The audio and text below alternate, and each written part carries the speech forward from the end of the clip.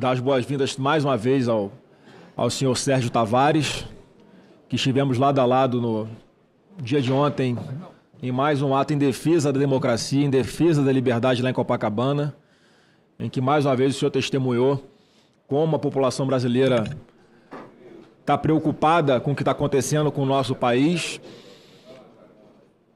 E tem uma música aqui, Sérgio Tavares, no Brasil, que diz o seguinte: paz sem voz não é paz, é medo. E ontem, domingo, em Copacabana, mais uma vez, brasileiros mostrando que não tem medo.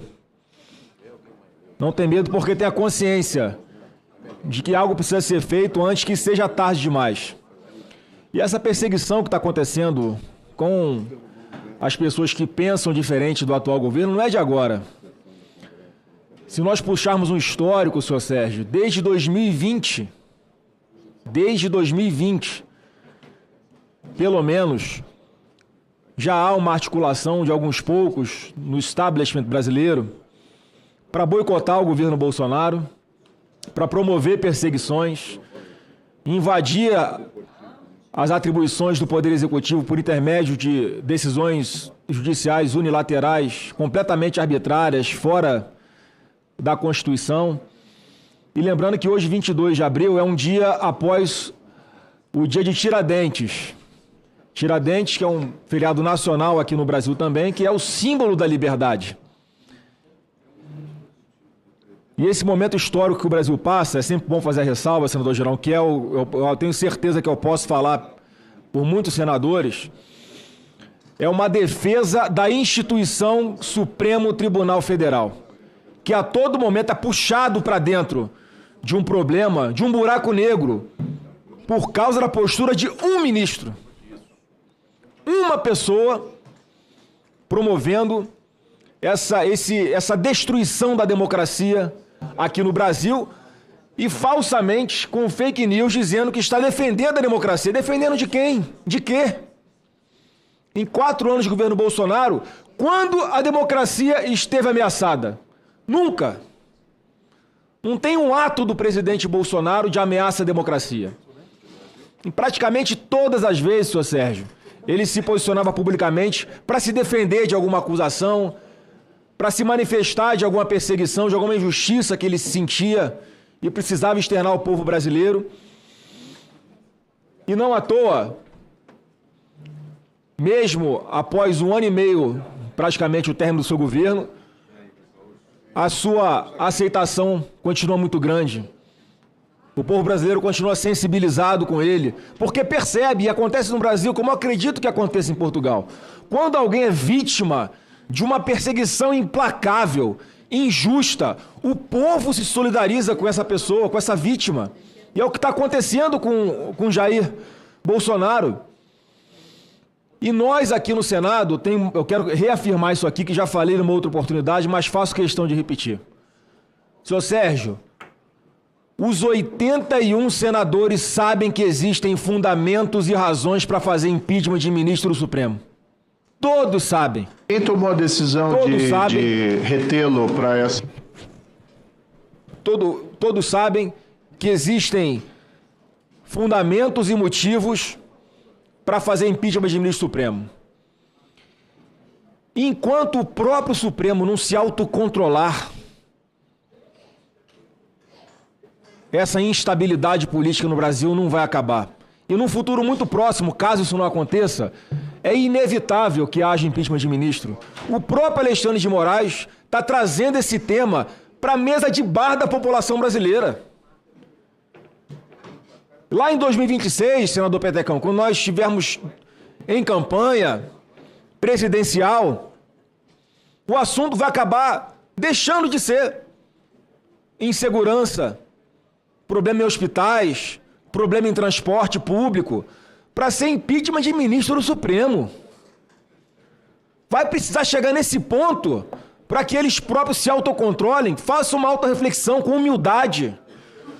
Eu fico pensando assim, será que eles não têm um amigo, um parente, alguém próximo para chegar e dar um toque, ó, já deu, foi longe demais.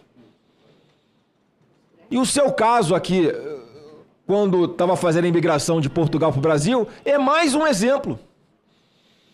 das atrocidades e como uma parte da Polícia Federal ficou aparelhada. Trabalha para atender à vontade de um ministro do Supremo.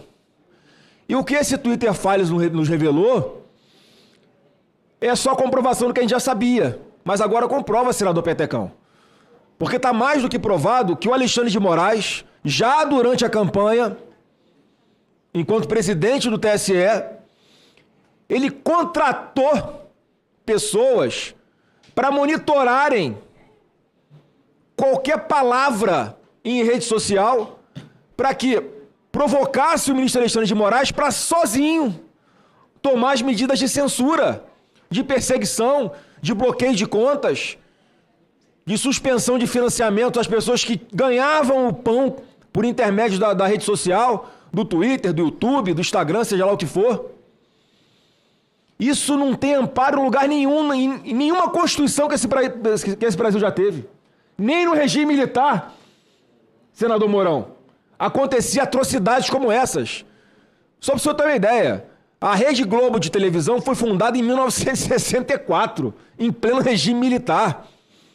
Óbvio que havia um contexto de Guerra Fria no mundo, o Brasil tinha se alinhado a um lado e medidas foram tomadas com base naquela realidade daquele momento. Só que hoje, em tese, em situação de normalidade, muito pior acontece. Um ministro ignora o Ministério Público. Toma decisões sem ouvir aquele que é o titular da ação penal no Brasil.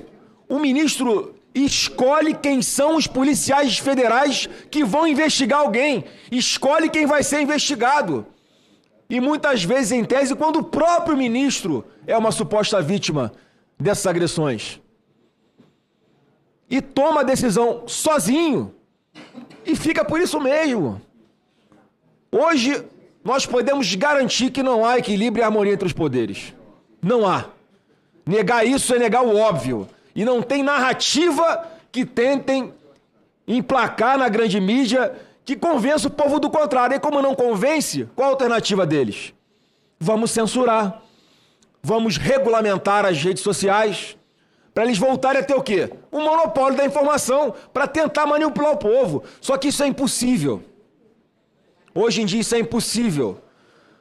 Porque o brasileiro é feliz com rede social, é feliz com internet. Foi por intermédio da internet que surgiu o presidente Bolsonaro contra a vontade do poder constituído aqui na cúpula em Brasília.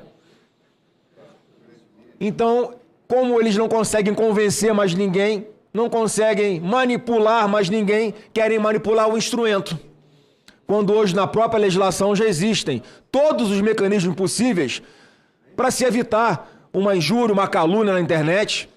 Está na pauta de amanhã, senadores. Quem é da Comissão de Constituição e Justiça, a gente tem que debater isso. Um projeto do senador Renan Calheiros, querendo criar o tipo penal de violência política. E o que é violência política? Depende de quem vai julgar. Depende de quem o julgador vai escolher para investigar essa pessoa. Está completamente deturpada a democracia no Brasil.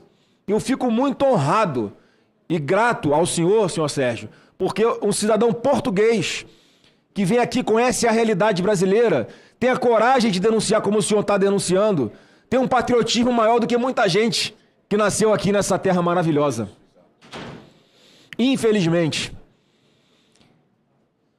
E nós temos que, eu pelo menos, me espelho muito no presidente Bolsonaro, pela coragem dele, pela forma como ele coloca a sua própria vida em risco para defender aquilo que ele acredita, que é o que o senhor faz, seu Sérgio.